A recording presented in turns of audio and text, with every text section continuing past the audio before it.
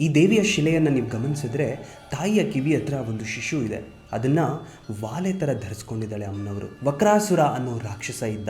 ಅವನು ಘೋರ ತಪಸ್ಸನ್ನು ಮಾಡಿ ಶಿವನನ್ನು ಮೆಚ್ಚಿಸ್ತಾನೆ. ಶಿವನ ಬಳಿ ನೀನು ಇರೋವರೆಗೂ ನನಗೆ ಯಾವುದೇ ತೊಂದರೆ ಆಗಬಾರ್ದು ಅನ್ನೋ ವರವನ್ನು ಪಡಿತಾನೆ. ಮಹಾದೇವ ಅವನಿಗೆ ಒಂದು ಲಿಂಗವನ್ನು ಪ್ರಸಾದದ ರೂಪದಲ್ಲಿ ಕೊಡ್ತಾರೆ. ಮಹಾದೇವ ಅವನಿಗೆ ಹೇಳ್ತಾರೆ, ಈ ಲಿಂಗ ನಿನ್ನ ಹತ್ರ ಇರೋವರೆಗೂ ನಿನಗೆ ಯಾವುದೇ ತೊಂದರೆ ಅಡ್ಡ ಬರೋದಿಲ್ಲ ಅಂತ.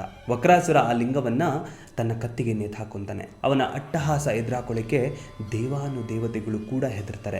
ಅವರೆಲ್ಲ ಮಹಾವಿಷ್ಣುನ ಮೊರೆ ಹೋಗ್ತಾರೆ. ಮಹಾವಿಷ್ಣು ಒಂದು ಒಳ್ಳೆ ಸಮಯಕ್ಕೆ ಕಾಯ್ತಾ ಇರ್ತಾರೆ. ವಕ್ರಾಸುರ ಒಂದಿನ ಹೀಗೆ ಊಟ ಮಾಡೋ ಸಮಯದಲ್ಲಿ ಆ ಲಿಂಗವನ್ನು ತನ್ನ ತಂಗಿಗೆ ಕೊಟ್ಟು ಊಟಕ್ಕೆ ಕೂತ್ಕೊಂತಾನೆ. ಆ ಸಮಯವನ್ನು ನೋಡಿ ಮಹಾವಿಷ್ಣು ಬಂದು ವಕ್ರಾಸುರನ ವಧೆ ಮಾಡ್ತಾರೆ. ವಕ್ರಾಸುರನ ಸಾವನ್ನ ನೋಡಿದ್ದ ಅವರ ತಂಗಿ ದೇವಾನುದೇವತೆಗಳಿಗೆ ತೊಂದರೆ ಕೊಡಕ್ಕೆ ಶುರು ಮಾಡ್ತಾರೆ. ಆದ್ರೆ ಈ ಸರಿ ಬಂದಿದ್ದು ಮಹಾವಿಷ್ಣು ಅಲ್ಲ, ಪಾರ್ವತಿ ಅಮ್ಮನವರು ಕಾಳಿಯ ರೂಪವನ್ನ ತಾಳಿ ಆ ರಾಕ್ಷಸಿಯನ್ನ ಕೊಲ್ಲೋಕೆ ಹೊರಡ್ತಾರೆ. ಆ ರಾಕ್ಷಸಿಯ ಸಂಹಾರ ಮಾಡೋ ಸಮಯದಲ್ಲಿ ಉಗ್ರ ಸ್ವರೂಪಳಾಗಿದ್ದ ತಾಯಿಗೆ ಒಂದು ಶಬ್ದ ಕೇಳುತ್ತೆ. ಅದೇನಂದ್ರೆ ಆ ರಾಕ್ಷಸಿಯ ಹೊಟ್ಟೆಯಲ್ಲಿ ಮಗುವಿನ ಎದೆ ಬಡಿತ. ಕಾಳಿ ಸ್ವರೂಪದಲ್ಲಿದ್ದ ದೇವಿಗೆ ತಾಯಿಯ ಮಮತೆ ಹುಟ್ಟುತ್ತೆ.